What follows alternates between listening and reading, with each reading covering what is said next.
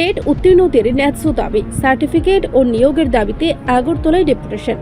TET উত্তীর্ণদের certificate এখনও অজানা, নিয়োগ না হওয়ায় ক্ষোভ।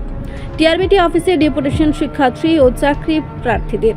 2024-25 শিক্ষাবর্ষে অনুষ্ঠিত ট্যাট 1 ও ট্যাট 2 পরীক্ষার ফলাফল প্রকাশিত হলেও এখনো পর্যন্ত সফল প্রার্থীদের হাতে সার্টিফিকেট তুলে দেওয়া হয়নি। ফলে ভবিষ্যৎ অনিশ্চয়তার মধ্যে দিন কাটাচ্ছেন শত শত পরীক্ষার্থী।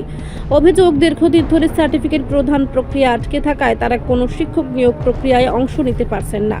রাজ্যের স্কুলগুলিতে শিক্ষক সংকট চরম পর্যায়ে পৌঁছেছে। অনেক স্কুলে একজন শিক্ষককে একাধিক শ্রেণীর পাঠদান করতে হচ্ছে। এতে ব্যাহত হচ্ছে শিক্ষার মান ও ছাত্রছাত্রীদের পড়াশুনোর পরিবেশ। এই পরিস্থিতিতে আজ আগরতলার শিক্ষা ভবনে টিআরবিটির চেয়ারম্যানের নিকট ডেপুটেশন প্রদান করেন ট্যাট উত্তীর্ণ প্রার্থীরা। তারা দাবি জানান, অবিলম্বে সার্টিফিকেট বিতরণ ও শিক্ষক নিয়োগ প্রক্রিয়া শুরু করতে হবে। প্রার্থীদের বক্তব্য, আমরা পরিশ্রম করে টেট উত্তীর্ণ হয়েছি, অথচ সার্টিফিকেট না থাকায় সরকারি চাকরির স্বপ্ন অধরাই হয়ে গেছে। রাজ্যে যখন শিক্ষক সংকট মারাত্মক, তখন আমাদের নিয়োগ না করা অন্যায়। শিক্ষা দপ্তর সূত্রে জানা গেছে, সার্টিফিকেট প্রদান সংক্রান্ত প্রশাসনিক প্রক্রিয়া দ্রুত সম্পন্ন করার চেষ্টা চলছে, তবে নির্দিষ্ট কোনো তারিখ এখনো ঘোষণা করা হয়নি। রাজ্যের শিক্ষা পরিস্থিতি নিয়ে সাধারণ মানুষ ও অভিভাবকদের মধ্যেও ক্ষোভ ছড়িয়েছে। প্রশ্ন উঠছে, যখন স্কুলের শিক্ষক নেই, তখন কেন টেট উত্তীর্ণদের নিয়োগ আটকে রাখা হচ্ছে? আমরা 2024-25 যে সেশনের যে টেট পরীক্ষা হয়েছিল, আমরা টেট পরীক্ষা কোয়ালিফাই করছি প্রায় 2000, টেট 1 এবং টেট 2 মিলাইয়া আন্ডার গ্রাজুয়েট এবং গ্রাজুয়েট সেকশনে আমরা প্রায় 2000 পাস করছি। তো পাস করার পর কি দেখা যেতেছে যে আমাদের রেজাল্ট পাবলিশ হয়ে গেছে, আমাদের ভেরিফিকেশন কমপ্লিট হয়ে গেছে, কিন্তু আমাদের সার্টিফিকেট ওরা প্রদান করতেছে না। মানে দপ্তর, TRBT, teachers recruitment board of Tripura দপ্তর আমাদের সার্টিফিকেট তারা এখনও প্রকাশ করতেছে না। তো আমরা সার্টিফিকেট কী কারণে প্রকাশ করতেছে না আর আমাদের অতি সত্বর কেন নিয়োগ করতেছে না, এটা জানার জন্য আমরা টিআরবিটি অফিসে কিছুদিন আগেও আগে গেছি। তারা আমরা সেরকমভাবে আশ্বস্ত করতে পারছে না। আর আজকে আমরা আবার আইছি এই জিনিসটা জানার জন্য, আমাদের কী কারণে সার্টিফিকেট প্রদান করে আমাদের কী কারণে নিয়োগের প্রসেস চালু করা হইতেছে না। আচ্ছা, এখন বিষয় হইতেছে, আমরা দেখতেছি প্রতিনিয়ত ত্রিপুরার বিশেষ করে বুনিয়াদী স্তরে যে এলিমেন্টারি টিচিং ডিপার্টমেন্টে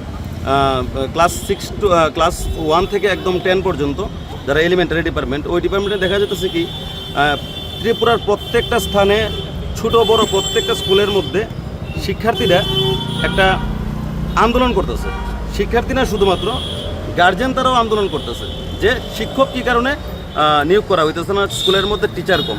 কিছুদিন আগে জুলাইবাড়িতে এত বড় একটা ঘটনা ঘটে গেল শুধুমাত্র টিচারের অভাবের কারণে, ঠিক আছে।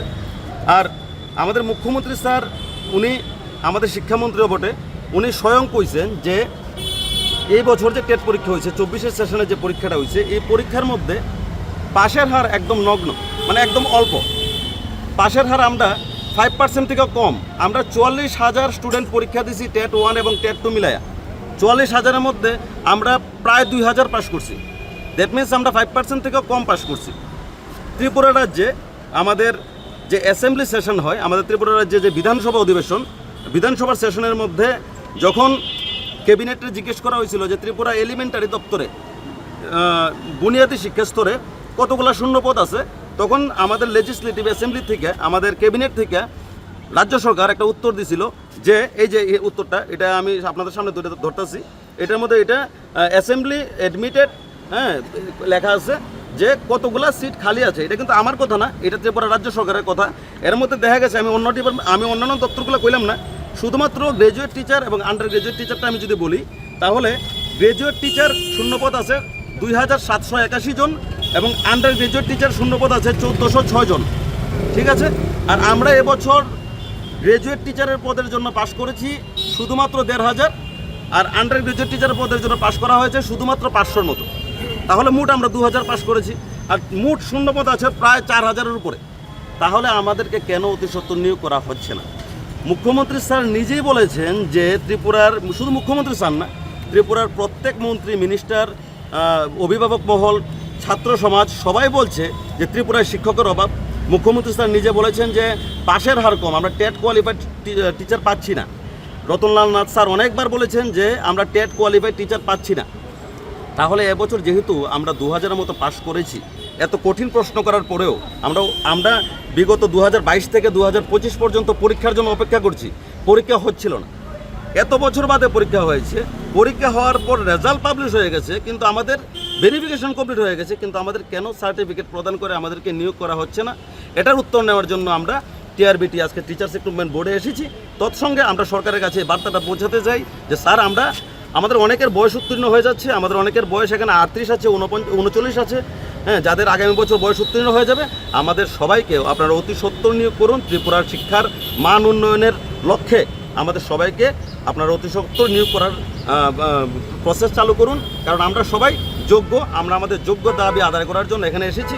আমরা এখানে কোনো প্রকার সিন ক্রিয়েট করতে আসিনি, আমরা কোনো প্রকার আন্দোলন করতে আসিনি, আমরা কোনো প্রকার ভাঙচুর করতে আসিনি।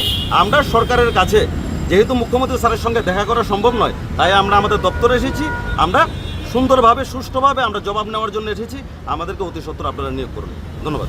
আপনার নামটা? আমার নাম সুমন ঘোষ। রিপোর্ট সংবাদ প্রতীক্ষা।